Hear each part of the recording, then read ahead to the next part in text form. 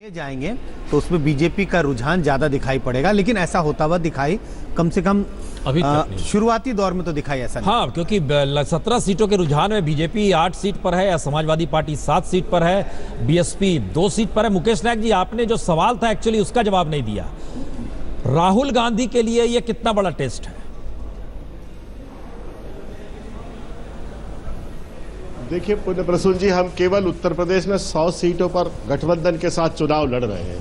कांग्रेस में लीडरशिप के खिलाफ कभी कोई विद्रोह नहीं होता। ये सबसे अनुशासित पार्टी है। इस पार्टी में केवल एक ही नेता रहता है जी, और राहुल गांधी के नेतृत्व में पूरी पार्टी चुनाव के चाहे जो परिणाम आए, लेकिन एकजुट रहेगी पूरी पार्टी और राहुल गांधी के नेतृत्व में काम करेगी। देखिए, हम लोग उत्तर प्रदेश चुनाव का ही इंतजार कर रहे हैं। इसके बाद पार्टी नया रूप लेगी। जिस तरह के जनोन्मुखी परिवर्तन आना चाहिए किसी भी राजनीतिक दल में, वो कांग्रेस में भी आएंगे। ऐसी चर्चा है, आम चर्चा है पार्टी के अंदर, कार्यकर्ताओं में भी, नेताओं में भी, पूरी पार्टी के अंदर एक नया रूप लेगी पूरी पार्टी इस चुनाव के बाद। और विजय सापला साहब, हमारी आवाज अब तक आ रही है? अच्छा, फिर उन तक आवाज नहीं जा रही है। संजय पुगलिया जी, ये यूपी सेंट्रिक मुकेश नायक जी का पूरी बात, उन्होंने पंजाब का जिक्र नहीं किया। और जिस बात का जिक्र मोदी कर रहे हैं, एक सवाल हर जहन में होगा, आम आदमी पार्टी या कांग्रेस? खतरा किससे है प्राइम मिनिस्टर मोदी को लगता है? देखिए, मुझे लगता है कि वो कांग्रेस के पंजाब के मामले में बीजेपी ये चाहती होगी कि यहाँ कांग्रेस जीत जाए तो अच्छा है। हालांकि हमको कांग्रेस मुक्त भारत चाहिए, लेकिन कांग्रेस पार्टी को जो कहते हैं कि बिना मेहनत के अपने वोट जो ट्रांसफर कर रही है, वो कर रही है आम आदमी पार्टी को। तो आम आदमी पार्टी कांग्रेस को तोड़ने में और कमजोर करने में बहुत मजबूत हथियार है। तो बीजेपी अब आम आदमी पार्टी को दोस्त माने या दुश्मन, उसके सामने बड़ी समस्या है। ये एक सिक्के के दो पहलू भी हैं। हाँ। हम ये बता दें, 23 सीटों के रुझान उत्तर प्रदेश में आ गए। लगातार आपको जानकारी दे रहे हैं। 10 सीटों पर बीजेपी आगे चल रही है, 10 सीटों पर समाजवादी पार्टी गठबंधन, 2 सीटों पर बीएसपी, एक अन्य, यानी 23 सीटों के रुझान में हालांकि बहुत ही शुरुआती है। और शिवपाल क्या कह रहे हैं, जरा यह भी सुन लिया जाए।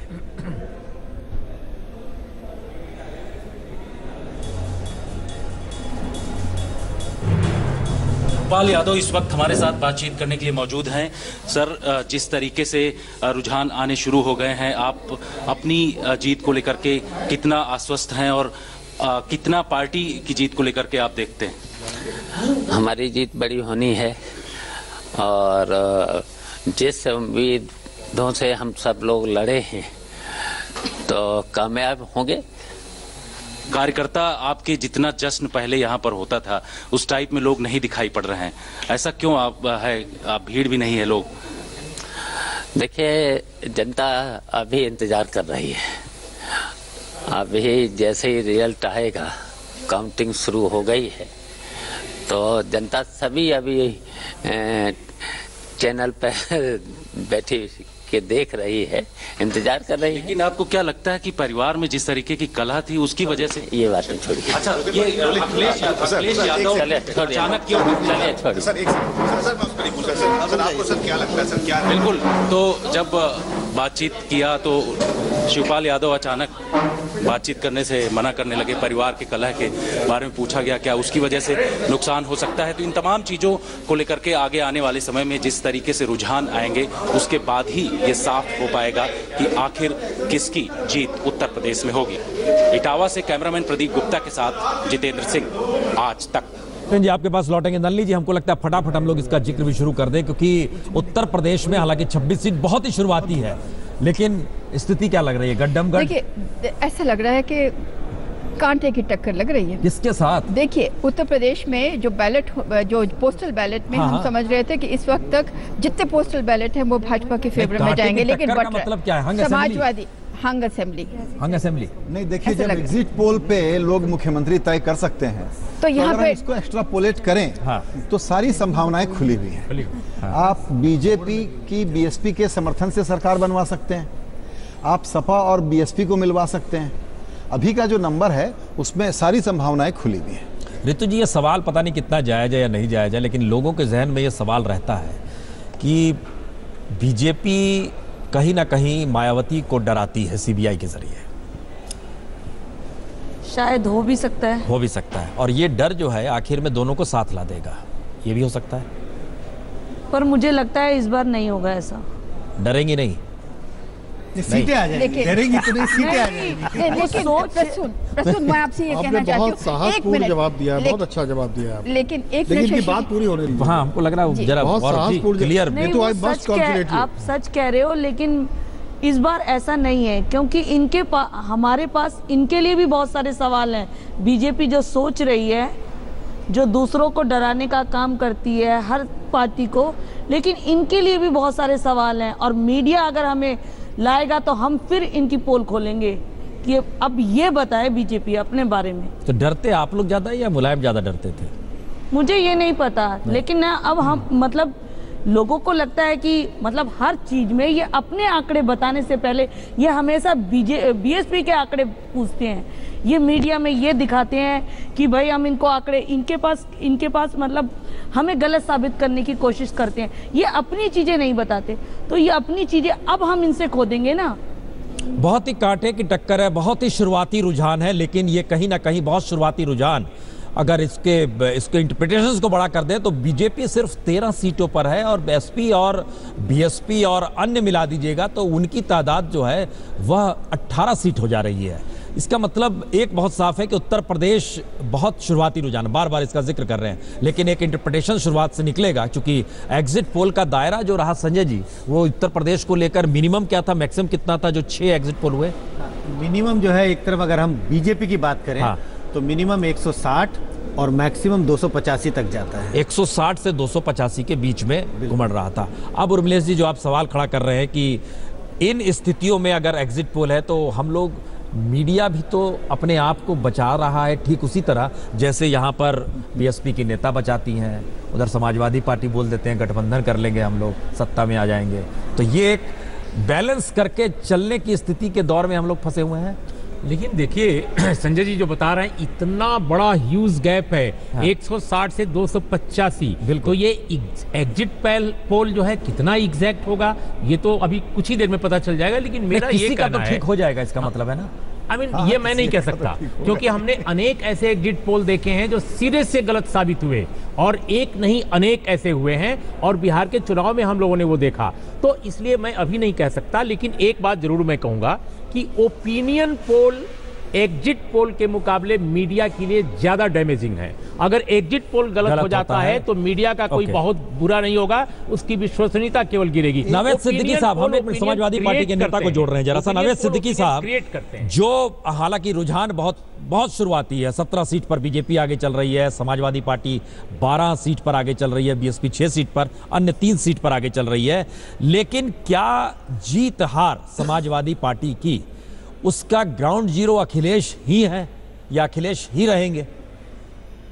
नवेद साहब, देखिए समाजवादी पार्टी की बात जहां तक चल रही है, जीत हार की बात, तो वो जीत हार तो हर चुनाव में होती है किसी ना किसी की, तो जो भी मैंडेट आए उसका सम्मान करना चाहिए। लेकिन हम पूरा कॉन्फिडेंट हैं अखिलेश यादव जी की। जहां तक आपने बात की प्रसून भाई, अखिलेश जी एक सकारात्मक राजनीति करने वाले इंसान हैं, एक पॉजिटिव राजनीति करते हैं, पॉजिटिव सोच है उनकी, वो अपने काम को लेकर चलते हैं। और जब जिस वक्त एक अच्छे एथलीट की तरह, एक अच्छे स्पोर्ट्स पर्सन की तरह जब वो रेस में आगे दौड़ रहे थे, तो उनका यही कहना था कि जब ट्रैक पे इंसान दौड़ता है तो ना वो दाएं देखता है, ना वो बाएं देखता है, ना वो पीछे देखता है, क्योंकि अगर दाएं बाएं देखेगा तो वो अपनी रेस हार जाएगा। तो हम लोगों से भी वो यही कहते हैं जब भी मुलाकात हम लोगों की होती है कि अपना एम जो है उसको, अपने लक्ष्य को सामने देखते रहिए और फोकस्ड रहिए और आगे चलिए, जीत आपकी होगी। बाकी चीज हमने जो काम किए हैं, जो हमारा विकास है, प्रसून भाई हम लोगों को इत्मीनान है और हम लोग बहुत इत्मीनान के साथ आगे बढ़ेंगे इंशाल्लाह। आप देखिएगा धीरे धीरे। अभी तो आपको लगता है कि कांग्रेस के वोट समाजवादी पार्टी में ट्रांसफर हुए और समाजवादी पार्टी के वोट कांग्रेस में ट्रांसफर हुए, आपको ऐसा लगता है? देखिए अभी ये कहना, क्योंकि अभी ये पोस्टल वाला मामला चल रहा है, इसके बाद जो रिजल्ट आएंगे, रुझान आएंगे, वो अर्बन एरिया से आएंगे। तो अर्बन एरिया में भी बहुत ज़्यादा आप देखिए कहीं ना कहीं, क्योंकि मोदी जी ने काफ़ी कुछ जाकर वहाँ पे कहा है और काफ़ी कुछ आखिरी फेजेस में जहां पर मोदी जी ने माहौल को एकदम चेंज कर दिया। तो कहीं ना कहीं अभी इंतजार करने का वक्त है। हम लोग अभी बैठेंगे आपके पास और इस पे चर्चा होती रहेगी, शाम तक तो रहेंगे ही आपके साथ, तो गुफ्तगू होगी इस पे। लेकिन फिलहाल अभी हम जो देख रहे हैं वो पोजीशन ठीक है, अच्छी है, चल रही है, और जनता का सम्मान और आगे ऊपर वाले पे उम्मीद तो दुनिया कायम है। हम लोगों को पूरा यकीन है कि फतेह इंशाअल्लाह हमारी होगी। अरे वाह, आप भी दूसरे भाव में आ गए हैं। हम उस दिशा में जाना नहीं चाह रहे थे। आप पॉलिटिकली तौर पर रहिए। बीजेपी 22 सीटों पर आगे चल रही है, समाजवादी पार्टी 13 सीटों पर आगे चल रही है, बीएसपी 9 सीटों। बीएसपी को जो माना जा रहा है था कि डार्क हॉर्स है, वो उस लहजे में अगर देखिए तो बीएसपी वाकई। और हम जो आपको दिखला रहे हैं उसमें अब पूर्वी यूपी की एक तस्वीर, बुंदेलखंड का नीचे में लगातार वो हिस्सा सब चल रहा है, जिसमें हम आपको बताते भी चल रहे हैं किस किस इलाके से क्या क्या रुझान जो आ रहे हैं उन सबको जोड़ते चल रहे हैं। और बीएसपी 9 सीट पर है, समाजवादी पार्टी कांग्रेस गठबंधन 12 सीट पे है। मुकेश नायक जी, आपके भीतर भी ये सवाल है कि वोट ट्रांसफर हुए हैं या नहीं हुए हैं? क्योंकि समाजवादी पार्टी के भीतर सवाल तो है, इसका जिक्र रविदास मल्होत्रा ने खुले तौर पर भी किया है। मुकेश जी।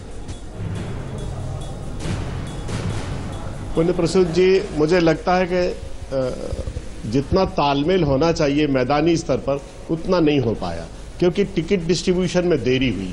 इसलिए एक दूसरी पार्टी के जो वोट ट्रांसफर जिस स्तर पर होना चाहिए उसको लेकर मेरे मन में संदेह है, क्योंकि मैं वहां रहा हूं। जिन सीटों पर, बुंदेलखंड की जिन सीटों पर कांग्रेस चुनाव लड़ रही थी, वहां तो समाजवादी पार्टी का वोट कांग्रेस को ट्रांसफर हुआ है, लेकिन दूसरे अलग अलग अंचलों में अलग अलग स्थिति थी। लगभग 14 सीट तो ऐसी थी जिसमें समाजवादी पार्टी और कांग्रेस के दोनों उम्मीदवार ही वहां लड़ रहे थे। उसको कहा गया ये फ्रेंडली इलेक्शन है, दोस्ताना चुनाव है। तो टिकट डिस्ट्रीब्यूशन में जो विलंब हुआ उसके चलते थोड़ा सा इसमें दिक्कत आई, मुझे ऐसा लगता है। आपको ऐसा लगता है? ऋतु जी, क्या समाजवादी, ये बीएसपी ने तो बहुत पहले उम्मीदवारों का ऐलान कर दिया, बहुत स्ट्रेटेजिकली उम्मीदवारों का चयन किया गया। आपका जो अपना वोट बैंक जो माना गया, जो 2014 में बिखर गया था, और वो क्या 2017 में आपको लगता है सब इंटैक्ट रहा? सर अब समय बताएगा। अभी तो पूरा विश्वास है। नहीं, विश्वास है, क्योंकि 50 सीटों को पार कर गया है और 50-51 में से ध्यान दीजिए तो बीजेपी बहुमत है, 26 सीटों पर आगे चल रही है। सर कई बार ऐसा होता है कि जो दिखाया, मतलब जो दिख रहा होता है, अभी तो शुरुआत है सर।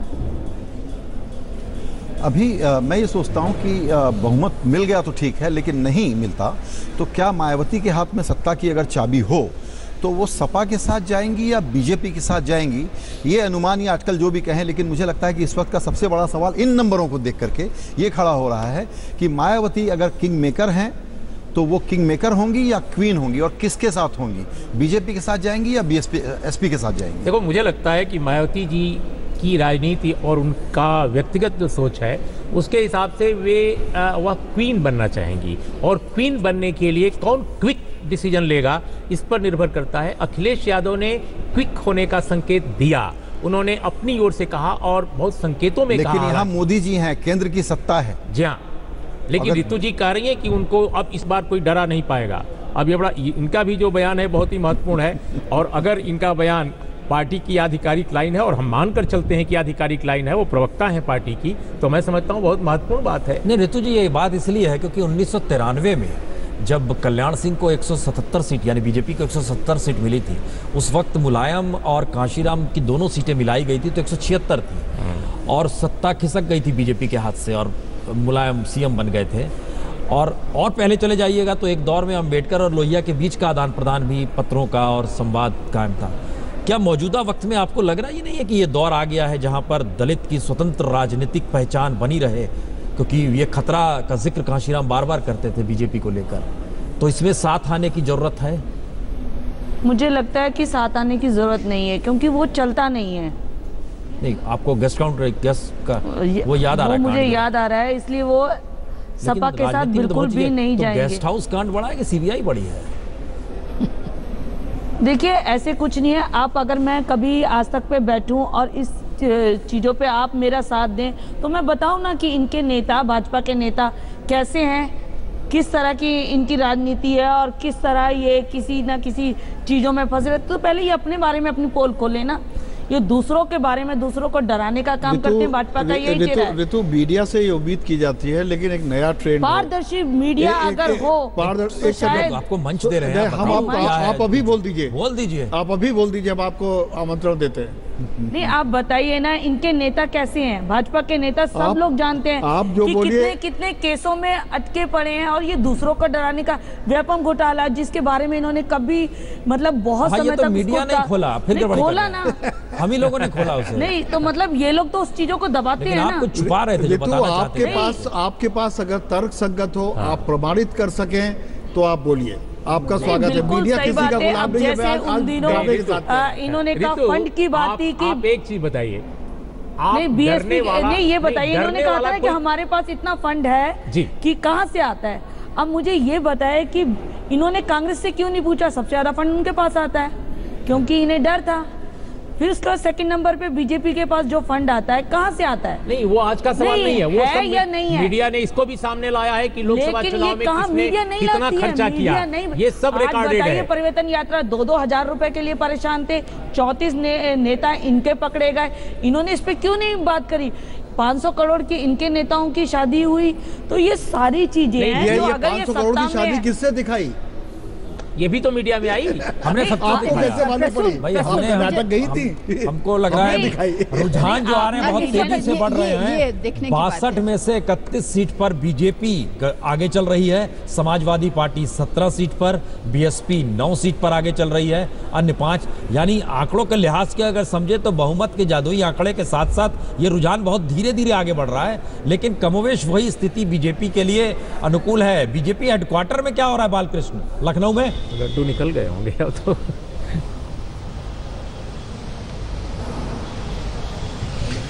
देखिए, बीजेपी हेडक्वार्टर में अब जो नेताओं के आने का सिलसिला शुरू हो गया है, और नेता भी बड़ी बेसब्री से इस बीजेपी, हम आपको यहाँ से दिखा नहीं सकते प्रसून, बीजेपी दफ्तर के ठीक बाहर एक स्क्रीन लगाई गई है जहाँ पर आंकड़े दिखाए जा रहे हैं, और बीजेपी के नेता वहाँ पर जाकर देख रहे हैं, शुरुआती रुझान देख रहे हैं, और जो शुरुआती रुझान आ रहे हैं उससे वो खुश हो रहे हैं। मैंने अभी बीजेपी के किसी नेता से पूछा कि क्या मिठाइयाँ और लड्डू का ऑर्डर हो चुका है? उन्होंने कहा कि बस ऑर्डर उनको भी मंगाया नहीं गया है, लेकिन कह के रखा गया है, और जैसे ही रुझान साफ होंगे, तस्वीर साफ होगी, यहाँ पर आप देखेंगे कि बीजेपी दफ्तर में उस वक्त यहाँ पर कम से कम इस वक्त इतनी गहमा गहमी नहीं दिख रही है, लेकिन थोड़ी देर में हो सकता है कि अगर जिस तरह के रुझान आ रहे हैं इसी तरह के रुझान आगे आते हैं तो यहाँ पर अचानक आपको गहमा गहमी देखने को मिलेगी।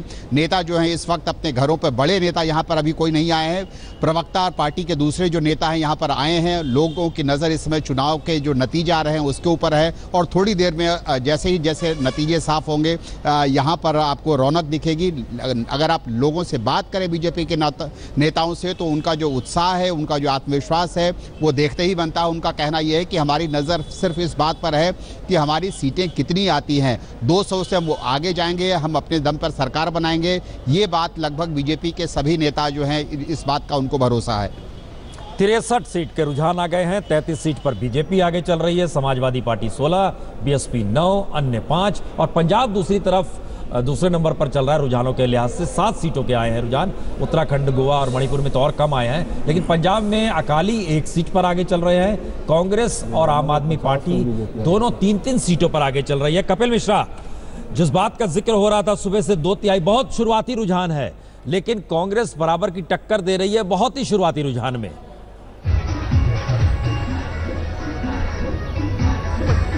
देखिए, अभी तो पोस्टल बैलेट खुला है, फर्स्ट राउंड की मशीन भी नहीं खुली है, और एक बड़ा इतिहास पंजाब आज रचने जा रहा है, हिंदुस्तान की राजनीति को बदलने वाला दिन। और तीसरा विकल्प इस देश में है, और उसको सारा देश, चाहे वो दिल्ली के लोग हो, पंजाब के।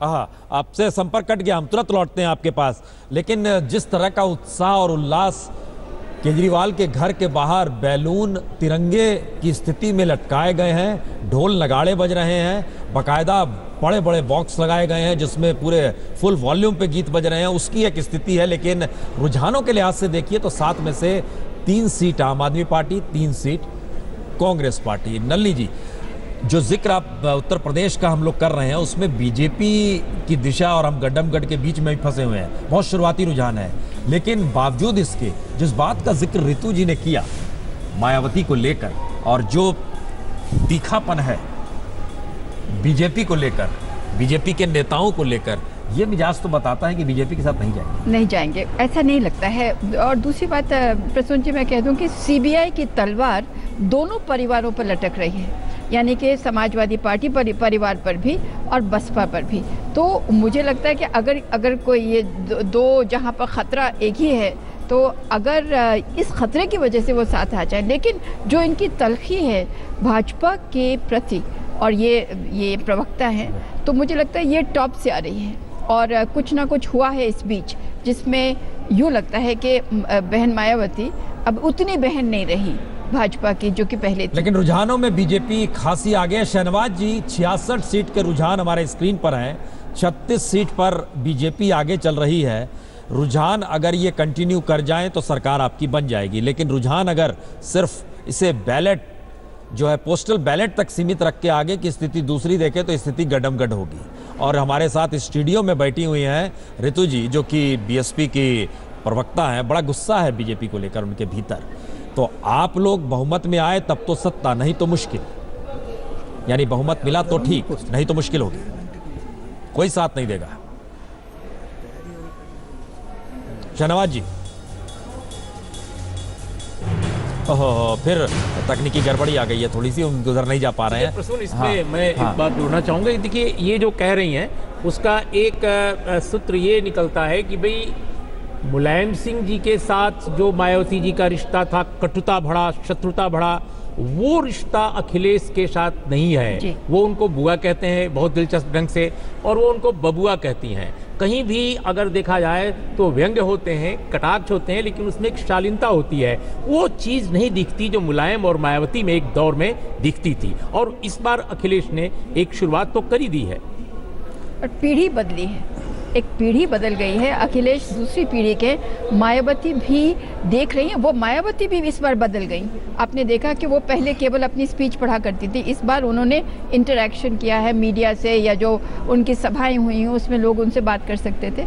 तो कुछ ना कुछ बदलाव मायावती में भी है। और रुझान के साथ भ्रम तो टूट रहे होंगे ना जी, क्योंकि 10 सीट पर बीएसपी आगे है सिर्फ, और आप दावा कर रहे हैं कि हम सरकार बना लेंगे। जरूरत तो पड़ेगी, अब कुछ इंडिकेशन देना शुरू कीजिए। बिहार का अगर आप याद करें तो 11 बजे तक रुझान एक तरफ थे, और 11 बजे के बाद अचानक बदलने लगे थे। अभी जो चला है उस पर तो अब बीजेपी की मेजॉरिटी देखिए साफ दिख रही है। राशिद साहब, कांग्रेस ने बहुत बड़ा दाव खेला उत्तर प्रदेश में, अखिलेश के साथ खड़ी हुई, और खुद जिस तरीके से सक्रिय राहुल गांधी हुए, और दूसरी तरफ हम पंजाब देख रहे हैं, जो रुझान है वो फिलहाल कांग्रेस और आम आदमी पार्टी बराबर में चल रही है। यूपी में तो रुझानों में बहुत पीछे है समाजवादी पार्टी और कांग्रेस गठबंधन। क्या ये कांग्रेस के लिए सबसे मुश्किल दौर 2014 के बाद अब आ गया है, जहां उसे फिर से अपने आप को नए तरीके से गढ़ना होगा?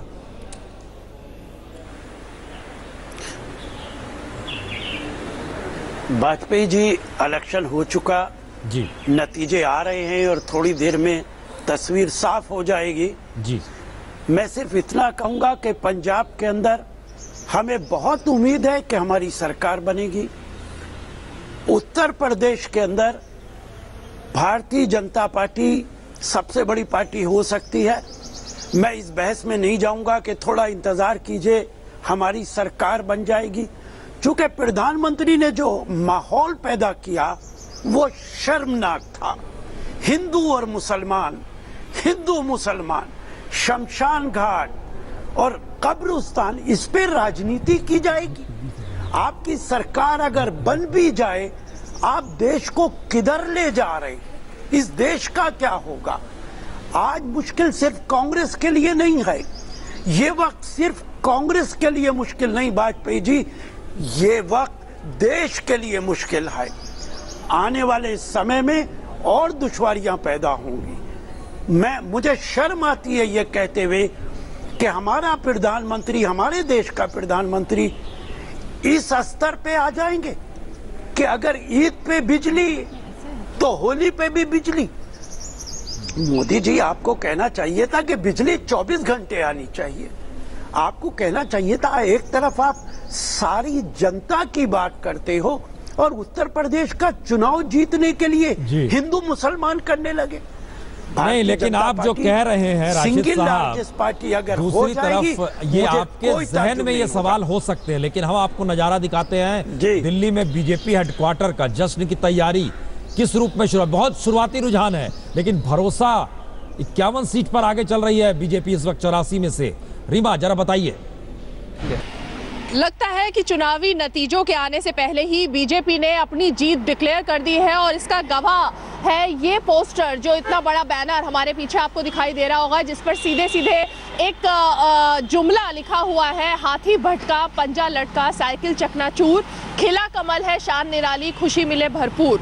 तमाम जो पोस्टर लगाए गए हैं, तमाम जो नारे बीजेपी के नेताओं की तरफ से दिए जा रहे हैं, वो पूरी तरह से उत्तर प्रदेश को केंद्र में रखकर दिए जा रहे हैं। बाकी राज्यों में क्या होगा क्या नहीं, इस पर लगता है कि बीजेपी की निगाहें उस हद तक नहीं लगी जिस हद तक उत्तर प्रदेश पर पार्टी की साख टिकी हुई है, और इसीलिए ओपिनियन पोल के नतीजों से पार्टी इतनी उत्साहित है कि ये पोस्टर अभी से ही, जबकि नतीजे आने शुरू ही हुए हैं, बीजेपी के तमाम नेताओं के घर के बाहर दिखाई दे सकते हैं। और अशोका रोड बीजेपी मुख्यालय के बाहर आज सिक्योरिटी यानी सुरक्षा के भी तमाम बंदोबस्त किए जा रहे हैं। तेजी से यहाँ पर अब सुरक्षा बल आने शुरू हो गए हैं, क्योंकि पार्टी के बड़े नेता कुछ ही देर के बाद हम आपके पास लौटेंगे, लेकिन इन सब के बीच पंजाब के 12 रुझान आ चुके हैं और कांग्रेस 5 सीटों पर आगे चल रही है, आम आदमी पार्टी 4 सीटों पर चल रही है। कपिल, आपसे हमारा संवाद कट गया था, तो कपिल मिश्रा आप जो कह रहे हैं 2/3, लेकिन ये ना तो ओपिनियन है ना एग्जिट है,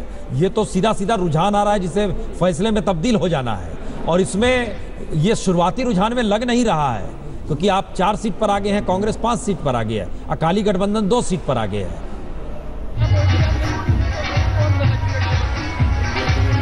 देखिए, जनता की आवाज में खुदा की आवाज होती है, और आज हिंदुस्तान की राजनीति एक नई करवट लेने जा रही है। अरविंद केजरीवाल को केवल दिल्ली नहीं, पंजाब के गांव और गुजरात की संस्कृति को समझने वाले लोग भी अब इस देश का नेता मानते हैं। इस पर एक मोहर लगने जा रही है। बड़े बदलाव का दिन है हिंदुस्तान की राजनीति में, और 2/3 बहुमत पंजाब में निश्चित दिखाई दे रहा है। ये पोस्टल बैलेट अभी खुलने शुरू हुए हैं, पहले राउंड की काउंटिंग अभी वहां पर शुरू ही हुई है, और यहाँ पर धूम धड़ाके का माहौल है बड़ी जीत की ओर।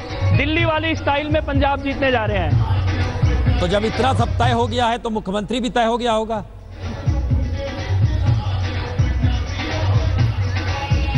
पंजाब है, पंजाब अपना मुख्यमंत्री चुन रहा है आज। लेकिन पंजाब के सारे लोग छोड़कर अगर केजरीवाल के दरवाजे पर हैं, आप खुद बता रहे हैं इतनी बड़ी तादाद में, तो तय तो यहीं से होगा।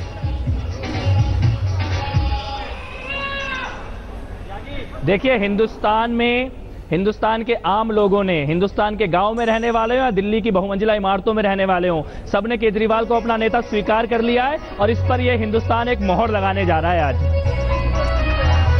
जी कपिल, आपके यहाँ भी हाई कमान कल्चर हो गई है क्या? आप जिस कल्चर से पहले अलग हो रहे थे, जिसके लिए आप एक वैकल्पिक राजनीति की बात करते थे, आपके यहाँ भी एक हाई कमान हो गया है? अगर जन आंदोलन से एक नेता निकले और पूरे देश के जनमानस को अपने पीछे चलाने लायक नेतृत्व प्रदान करे, तो उसे हाई कमान नहीं कहते हैं, उसे जन नायक कहते हैं। मेरे को लगता है हिंदुस्तान की राजनीति में एक जन नायक का उदय हुआ है, और आज पूरा देश उसके साथ खड़ा होने का मन बना रहा है। उसकी आधिकारिक रूप से पहचान, ऑफिशियल मोहर उस पर आज हिंदुस्तान लगा रहा है।